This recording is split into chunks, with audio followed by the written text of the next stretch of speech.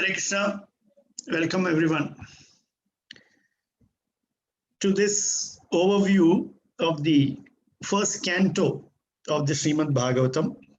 This is actually, we are trying to recollect what we have done over the last 20 sessions. So this will be like a refresher as to what we did in the last 20 sessions, that is the 19 chapters of the first canto and then the introduction. So we will try and do a short summarization of that, so that the first canto all put together, what it is like, what are the highlights and those type of things we will try and discuss today. So once again, Hare Krishna to all of you and welcome. Om Namo Bhagavate Vasudevaya. Om Namo Bhagavate Vasudevaya. Om Namo Bhagavate Vasudevaya. Narayanam Namaskritya Naram Chaiva Narottamam Devim Saraswatim Vyasam Tato Jayamudhirayed. Nashtabrayeshu Bhadreshu Nityam Bhagavata Sevaya Bhagavatyuttama Shloke.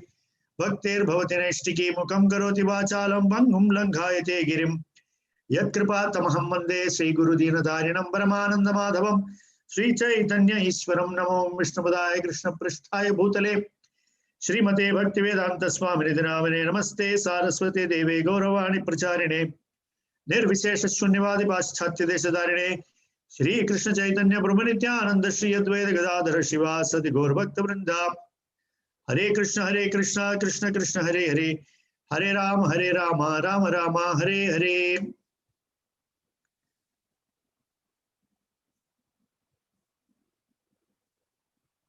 Madega Bandho Matsangin Madguru Manmahadhana Mannistaraka Madbhagya Madananda Namostute.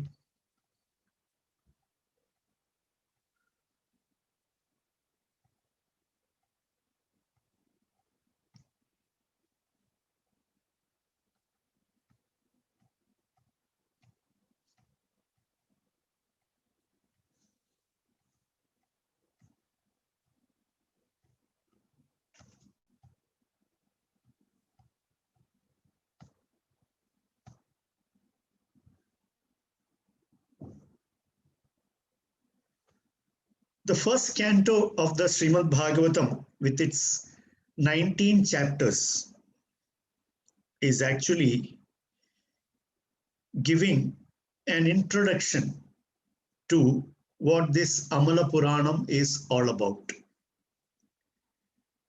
It happens through a series of questions and answers discussions. In fact, the entire Srimad Bhagavatam is nothing but a series of questions and answers and discussions between various sets of devotees. And it is very easy for an ordinary person like me to become lost in this huge, let us say, forest of 18,000 verses of the Srimad Bhagavatam through the 12 cantos and multitude of chapters where they are interwoven and there is a layer over the layer, and it actually, being a Purana and not an Itihasa, it also actually overlaps, the time frame overlaps sometimes, very noticeable example from the first canto is that, the 8th chapter of the first canto is Kunti Stuti. The 9th chapter of the first canto is Bhishma Stuti. In the 8th chapter, Krishna is about to leave from Hastinapura to Dwaraka. In 9th chapter, it speaks about how Krishna goes to, along with the Pandavas, to visit Bhishma. So there is always some, so this can, if you are reading it like some kind of, chronological history, there is a chance that one may get confused, So while studying the Srimad Bhagavatam, we must keep all these small points in mind and try to understand it like that.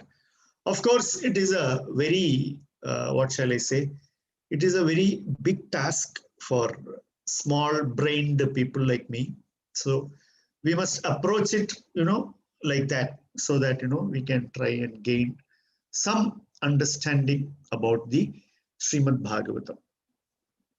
In the first canto, apart from the very famous prayers of Queen Kunti and the glorification of Lord Krishna by Bhishma Dev, there are many other noteworthy points throughout the first canto of the Srimad Bhagavatam. Beginning with the first canto, first chapter, first sloka, Janmadhyasya Yatha, that as why the Acharyas are calling the Srimad Bhagavatam as the natural commentary to the Vedanta Sutra. That is because the first sutra of the first part of the Vedanta Sutra is Janmadhyasya Yatha. So that is why the Srimad Bhagavatam is called the natural commentary to the Vedanta Sutra. And that Janmadhyasya Yatha is expanded in the opening shloka itself of the first chapter of Srimad Bhagavatam, and the purport given by His Divine Grace Abhayacharana Aravinda Bhaktivedanta Swami Srila Prabhupada is very, very descriptive, and Srila Prabhupada actually introduces, the Srimad Bhagavatam in a very unique way through the introduction as well as the purport to the first few verses, and immediately after the definition of the absolute truth in the very first sloka of the Srimad Bhagavatam, the second sloka is actually glorifying the Srimad Bhagavatam. First one is Janmadhyasya Yatha Anvayat Idaradaha Chartesha Vijnaswarat Tene Brahma Hridaya Adigave Muhyanti Yat Sureha Tejo Vari Mridam Yatha Vinimayo Yatratra Sargo Marshad Namnasvena Sada Nirastakuhakam Satyam Param Dhimaki. So that Satyam Param. That Satyam Param is defined by or is glorified by Vyasadeva in the very beginning of the Srimad Bhagavatam. And he's adding, before the entire Janmadhyasya Yatha starts, the invocation by Vyasadeva is very, very important, that Om Namo Bhagavate Vasudevaya. That means Bhagavan Vasudeva is Satyam Param Dhimahi. So that direct meaning one must immediately absorb. That is a way to start the Srimad Bhagavatam. That beyond a doubt, from the very first word of the Srimad Bhagavatam, the personality of Krishna is established. We have discussed this before also. When Srila Prabhupada speaks about the supreme personality of Godhead, Lord Sri Krishna, it contains a very elaborate meaning. Supreme, Prabhupada uses it to establish that Upanishadic principle of asamordhva, nobody equal, nobody above, supreme, without a question. And then Prabhupada, following the parampara very diligently, introduces the word personality, because the supreme is a person. The supreme absolute truth is a person. So supreme personality of Godhead. Godhead is another unique term used by Srila Prabhupada. Just like we say fountainhead. Fountainhead, we say, out of which he is a fountainhead of ideas, people say. That means he has got unlimited ideas. Godhead means that source out of which unlimited gods are also emanating. And when Prabhupada writes the supreme personality of Godhead, Sri Krishna, that is like the closest English phrase that can be coined to give an indication about the attributes of the Supreme Lord Krishna.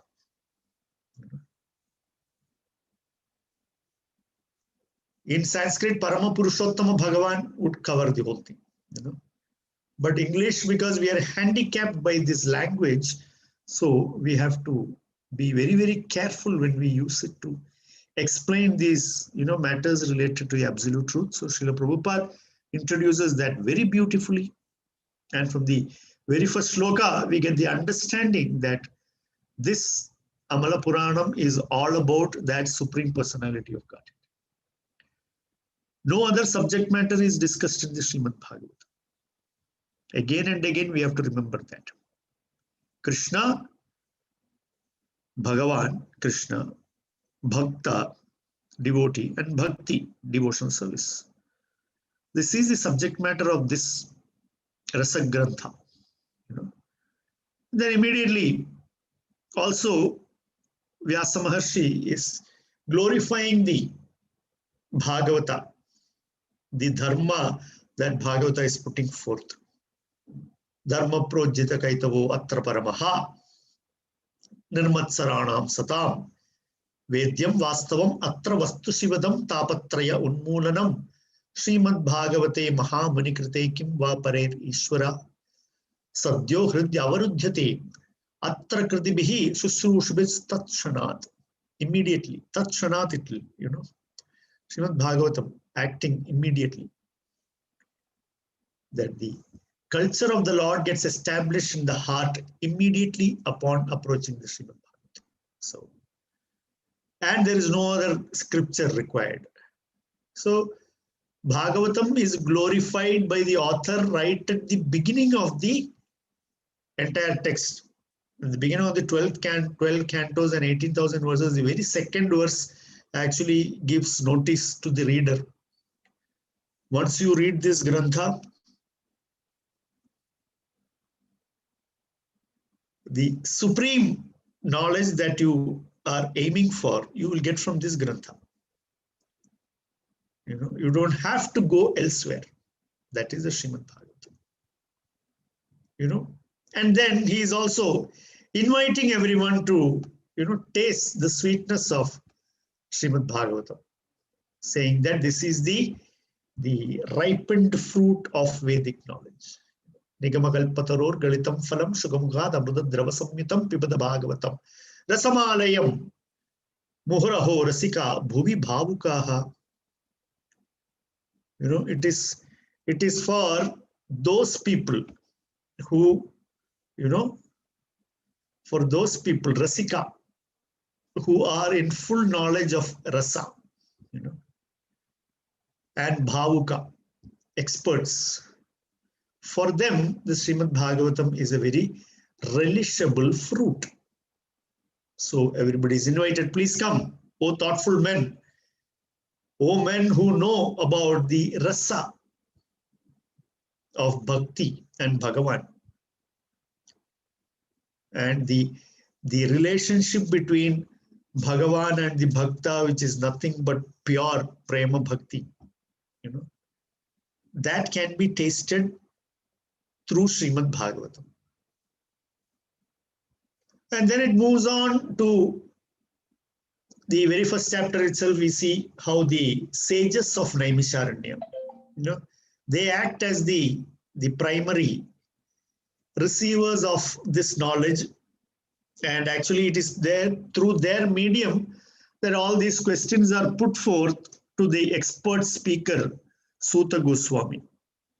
So we will also find that Shavanaka Rishi glorifying Suta Goswami, saying that you are the perfect person who have come. Why? Because you have heard from the perfect person. Who is that? Sukadeva Goswami.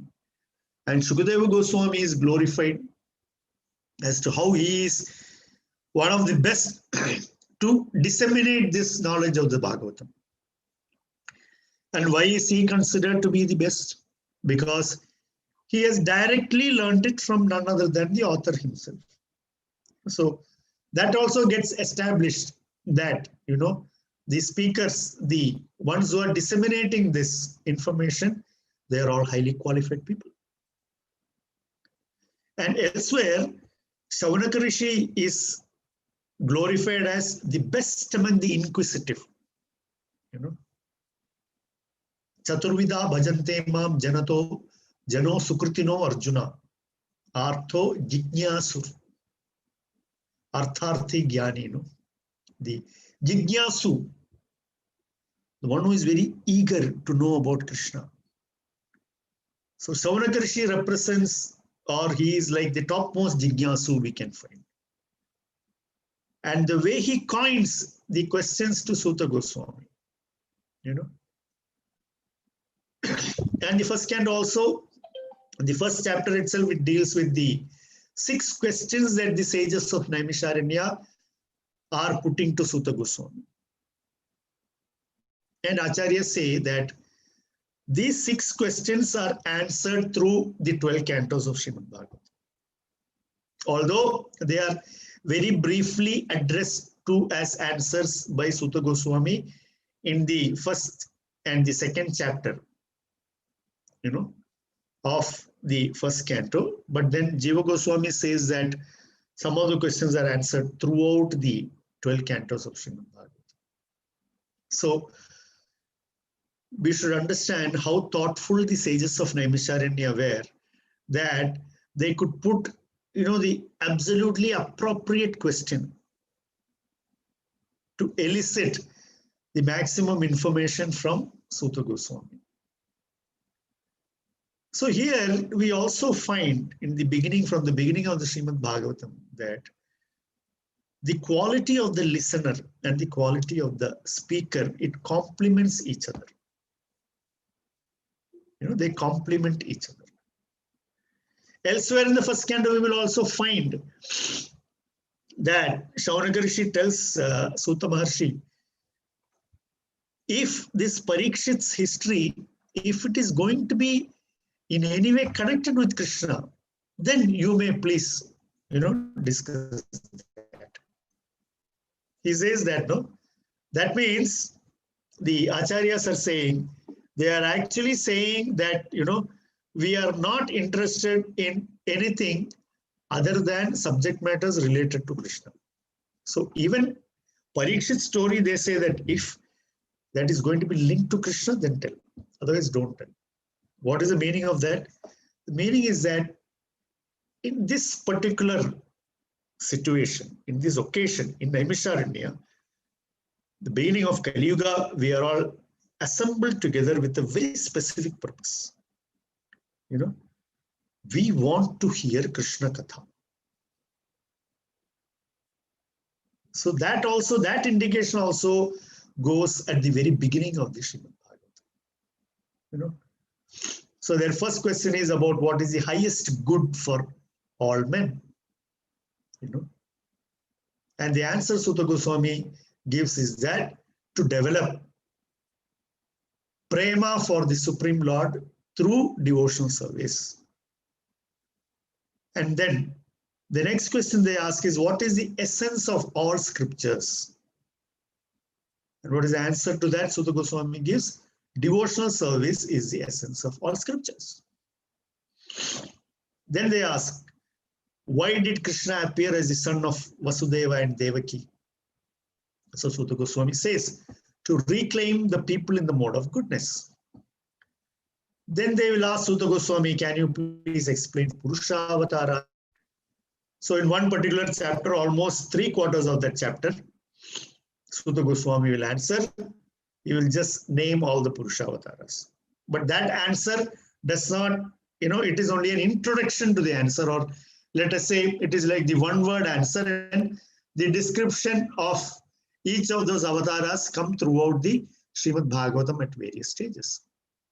And they also ask him about the Leela avatars of Krishna, or the Supreme Lord, and he will answer that question also through, you know, different verses.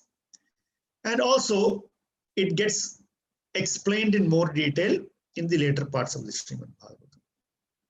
And then the 6th question they will ask is, where did Dharma go for shelter after Krishna disappeared from this world? You know. So Suta Goswami will answer that the Srimad Bhagavatam has run like a sun after Krishna disappeared from the view of the earthly people. this Purana Arko Udunodita, Adunodita, he says, no? Like a bright sun, this Purana has risen and Dharma has taken shelter of the Srimad Bhagavatam. So, in Kali Yuga, actually, from this we understand that, especially for Kali Yuga, because the question is what? After Krishna's departure, where did religion take shelter of? It is Srimad Bhagavatam. So, in Kali Yuga, if one says that I am following Dharma, what he should be following? He should be following the Srimad Bhagavatam. You know, because Sutta Goswami very clearly said that principles of religion has taken shelter of the Srimad Bhagavatam. And Srimad Bhagavatam is Bhagavan in the form of a grantha, because there is only discussion about Krishna in the Srimad Bhagavatam. So this is like the first 3 chapters of the first canto of Srimad Bhagavatam.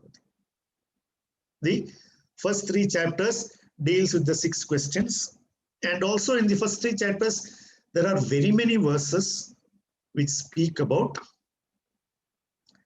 the glories of bhakti, the glories of devotional service, the glories of devotees. These things are touched here and there by Sutta Goswami in many wonderful verses also in the first 3 chapters of the Srimad Bhagavatam.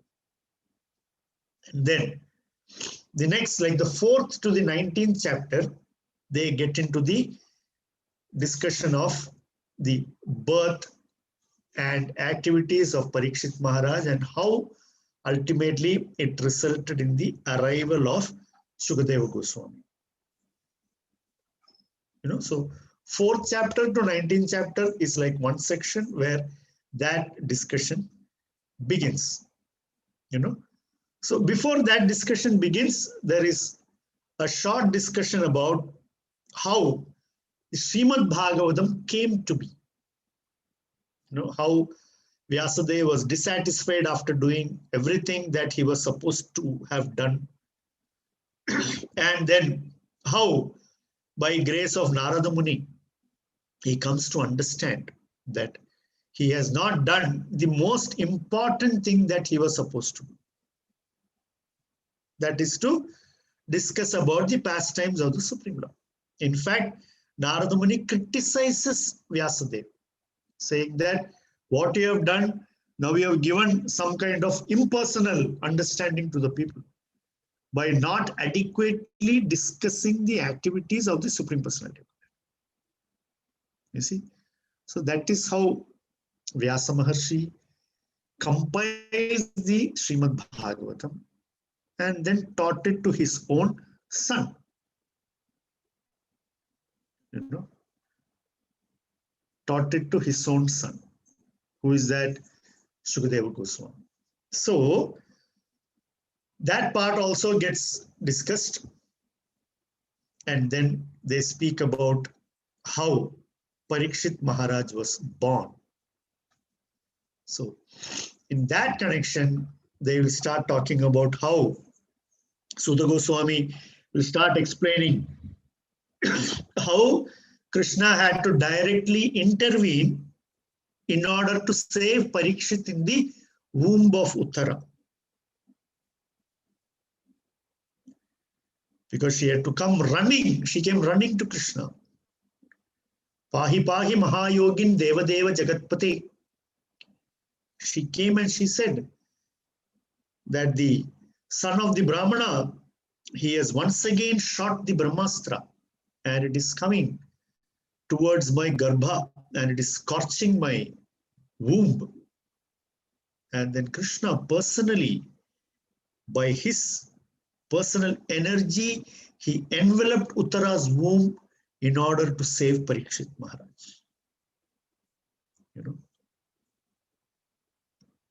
So that is when Krishna is about to leave from Hastinapura to Dwaraka, Kunti Devi is approaching Krishna and glorifying him, you know, saying that from the beginning until now. For everything, we have always been dependent on your mercy.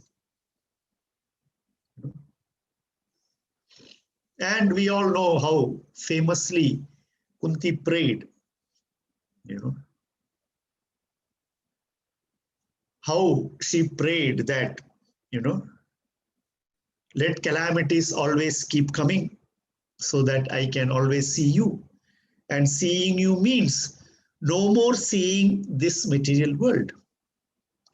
Very, very impactful prayers by Queen Kunti, explaining the position of the Supreme Lord, explaining how the Supreme Lord's mercy acts on the devotees who are surrendered to him, even in great adversity. And then it is further explained in Bhishma Dev's Stuti to Lord Krishna. He also speaks about how the Pandavas, how they suffered. He said, no, they suffered aho kashtam, aho anyayam. He said, they have suffered so much at the hands of the Kauravas. And he said, it is all because of Kala Kritam Manye. It is all done by Kala. And then he also explains that this Kala is under the control of Krishna. So everything we accept as the will of Krishna. And then, in front of all the great rishis and munis and the Pandavas, Lord Krishna gives darshana to Bhishma as per his desire and request. He presents himself before Bhishma in his four-armed Narayana form, because Bhishma is requesting that. He says, because for my ekanta bhakti, because of my unflinching devotional service to you, Sakshat Krishno Darshanam Agataha. The Lord personally, directly, he came and he's standing in front of me. Pratikshatam, waiting for me to give up my body. He's telling Yudhishthira that, do you now see, Pashyatam, do you see here, Pashya? You see how merciful the Lord is.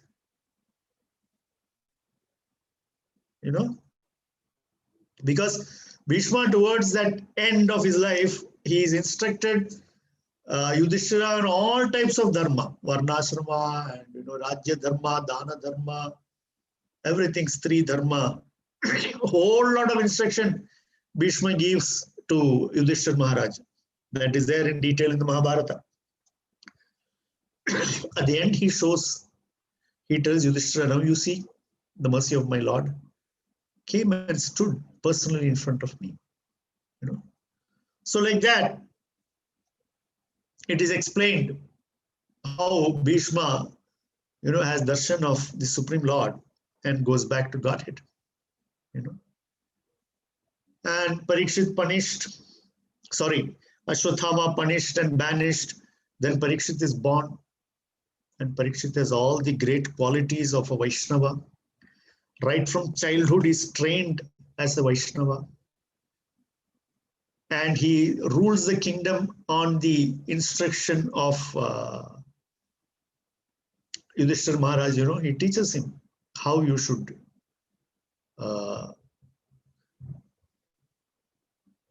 rule the country, protecting all the citizens, and not only the citizens, all the living beings in your kingdom, how they should be protected. So all these teachings have been given to Parikshit, and like that, Parikshit he's born and then he's trained. And Sutta Goswami also explains how comes back to Hastinapura. In the 13th chapter, how Vidura comes back to Hastinapura and he gave such a strong final lesson to Dhritarashtra to make him quit home. So some very heavy instructions by Vidura also we see in the 13th chapter of the first canto. Dhritarashtra to quit home finally and to give up all his attachment. And then so the disappearance of Lord Krishna from this world, how Arjuna goes to Dwaraka to visit, and then he finds that the Lord has appeared from this world, and then the Pandavas, they understand that now we have nothing more to do. So they will give the kingdom to Parikshit, and then they will give up everything and they will go. And then Parikshit is ruling the country like the perfect king that he is. What is the question of the sages of Naimisharanya is that their question was, why did Parikshit give up everything to sit on the bank of Ganga? So in that connection, Sutta Maharshi starts speaking about right from childhood of Parikshit, how he was trained, how Yudhishthira gave up the kingdom, and how they enthroned Parikshit, and how Parikshit ruled. So in that connection, Sutta Goswami also speaks about how Kali entered, towards the end of Dwapara Yuga. How Kali entered into the kingdom of Parikshit, and how Parikshit dealt with Kali.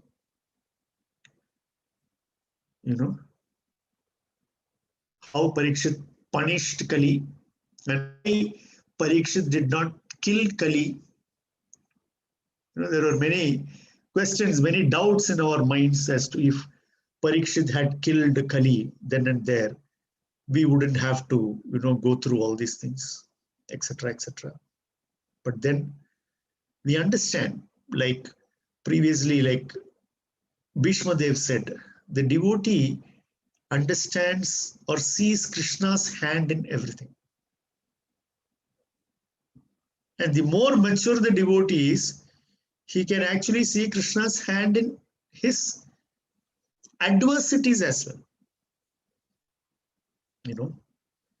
At an immature state, the aspiring devotee can always see when good things happen, the immature devotee always he can see, Krishna is very merciful to me. But that same Krishna is very merciful to me when I lose everything, that is not always present. But the hallmark of a great devotee is that even when I lose something, I am equally disposed. This is what they speak about, equipoised. Throughout Bhagavad Gita, from 2nd chapter, we will see this being equipoised. So becoming equipoised is possible only for a devotee who is fully surrendered to Krishna. All the other mechanical, artificial things we may do will only give some temporary external equipoise. Externally, we may look extremely poised. Internally, there will be a storm, raging inside. But externally, I am very calm. That's okay. It doesn't matter. But internally, it is blowing up like nothing. So that equipoise we don't want. We want external calm and internal calm to be,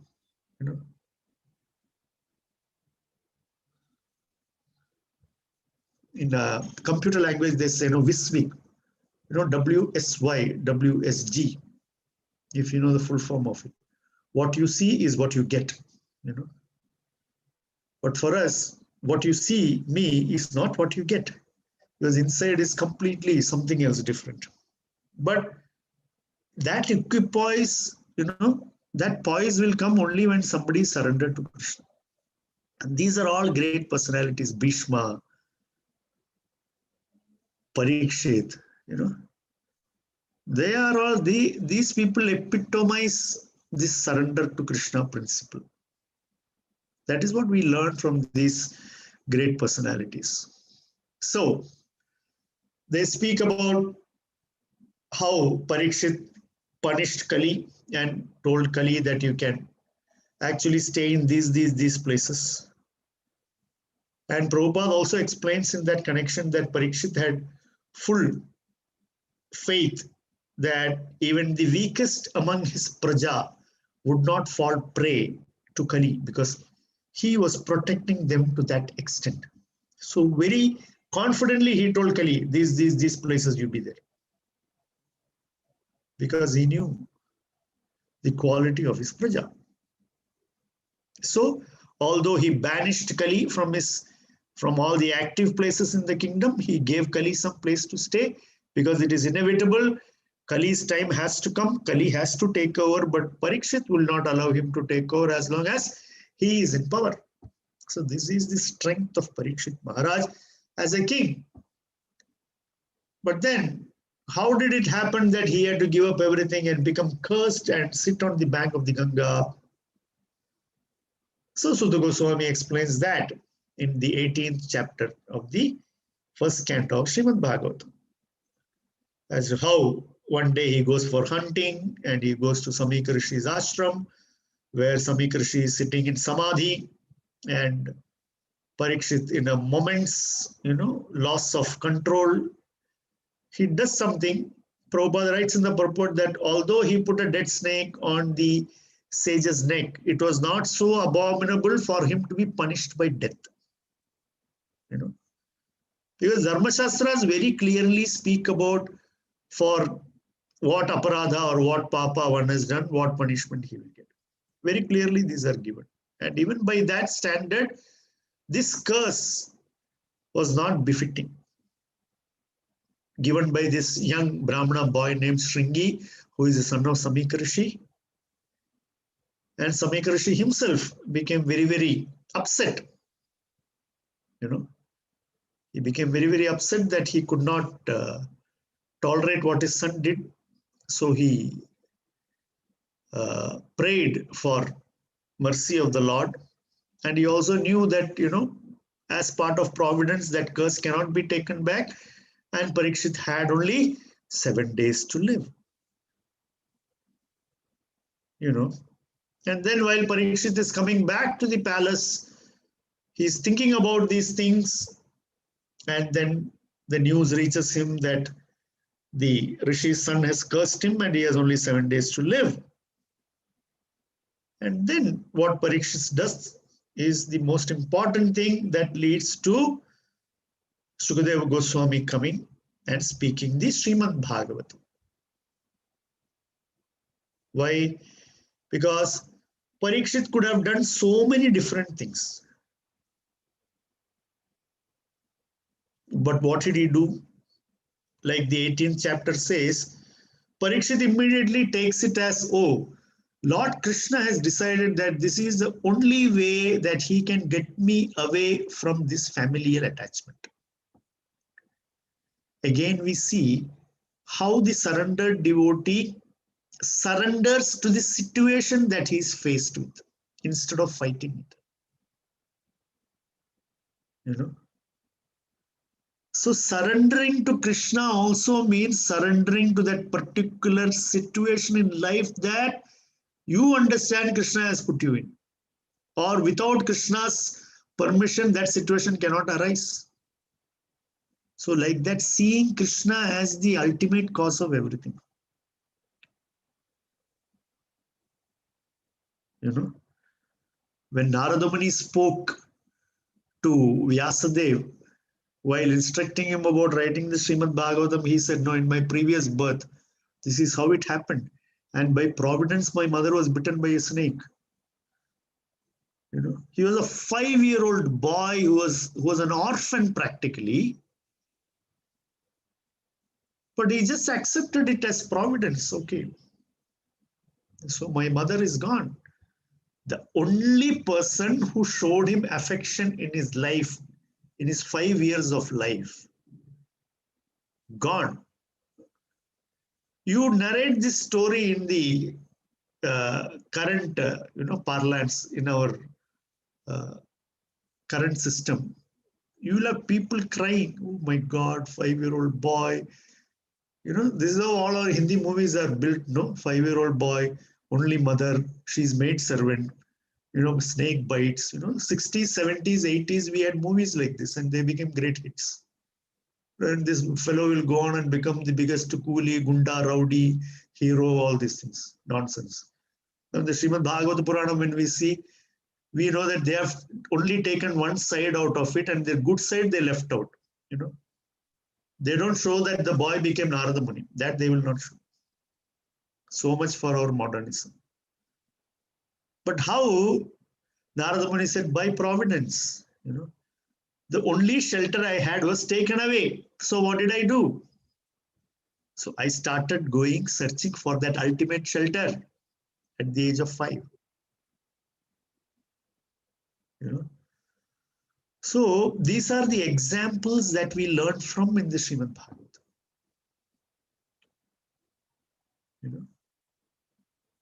So much to learn right from the first canto of the Srimad Bhagavatam. And then, so Parikshit, immediately, he is thinking, what should I do? That question is the fag end of the first canto of the Srimad Bhagavatam. A man with only a very limited period of life, what should he do that is the best for him? So there, in this context of Srimad Bhagavatam, Parikshit has got only 7 days to live. In that connection, Srila Prabhupada mentions that, this is one thing that every one of us should ask, because none of us will live more than 100 years. And most of us have already done 45, 50, 55, 60% of that. So Prabhupada says that all of us should ask this question. And all of us should take Sukadeva Goswami's instructions to heart. So again, Srimad Bhagavatam becomes the most beneficial grantha for all of us. When I say all of us, for the entire humanity, because it actually propounds instructions meant for people who are staring at death.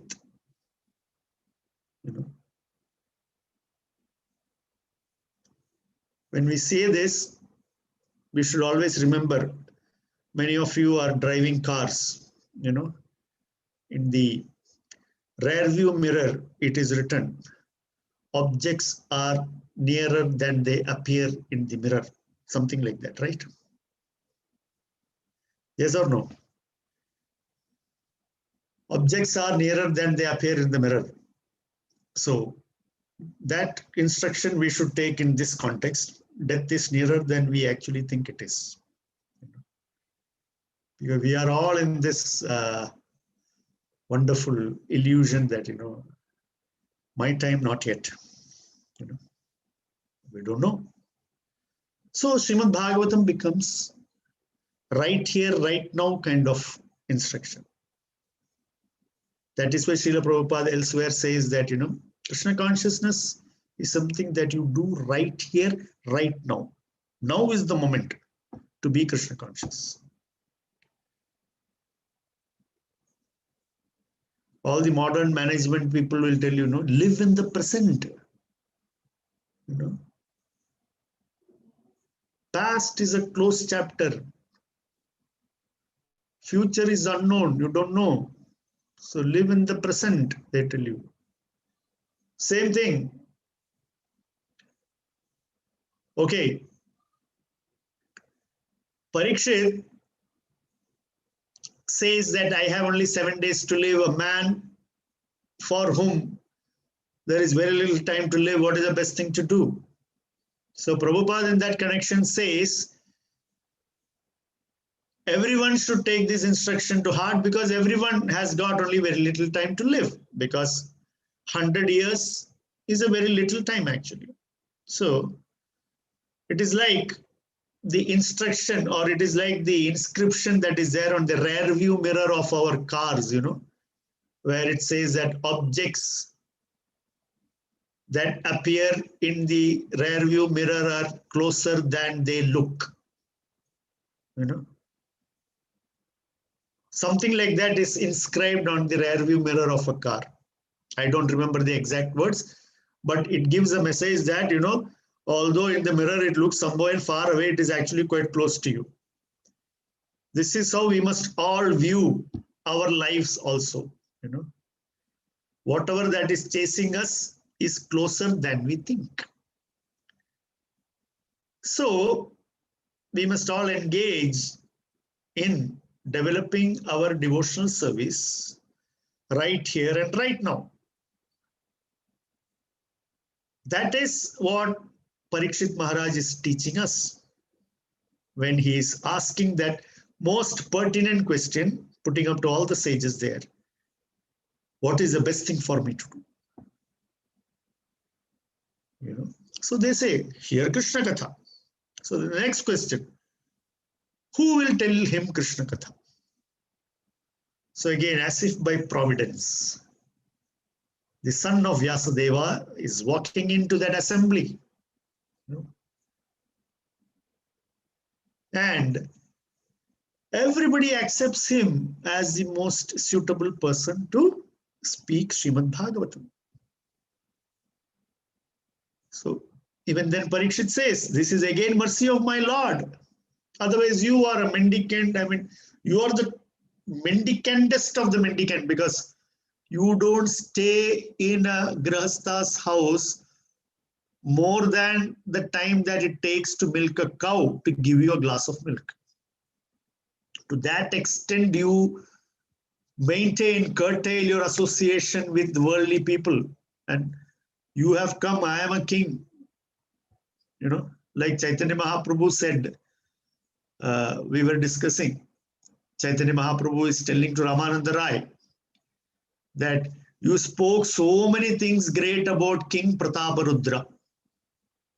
And then Mahaprabhu says, a huge pot of milk, a drop of alcohol falls into that entire milk becomes unacceptable. Same way he said, Prataparudra has all the great qualities, but the moment you added King Prataparudra, is that word king, that position king, poisoned the entire milk, cannot be accepted. Same way, Parikshit is saying, I am a Laukika Vishayi, I am a king after all. And you don't interact with normal Grihasthas only, but you have come here. So, may I safely assume that you were inspired by Lord Krishna to come? So, directly inspired by Lord Krishna, Sri.Govardhana Goswami appeared at the bank of the Ganges to speak Srimad Bhagavatam to Parikshit Maharaj. So, this is how the first canto of the Srimad Bhagavatam gets concluded through 19 chapters. Glories of Bhakti, glories of Krishna Katha, standards of speakers, Suta Goswami, Sri.Govardhana Goswami. The instructor, Guru who gave the instruction to put together Srimad Bhagavatam, Narada Muni. The glories of the person who put it together, Vyasadeva. Glories of, how two devotees glorify Krishna, Kunti Devi and Bhishma.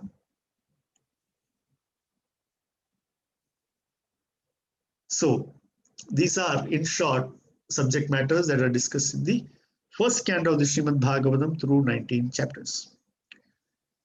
Hare Krishna, Srila Prabhupada ki jai, Srimad Bhagavatam Granth Raj ki jai.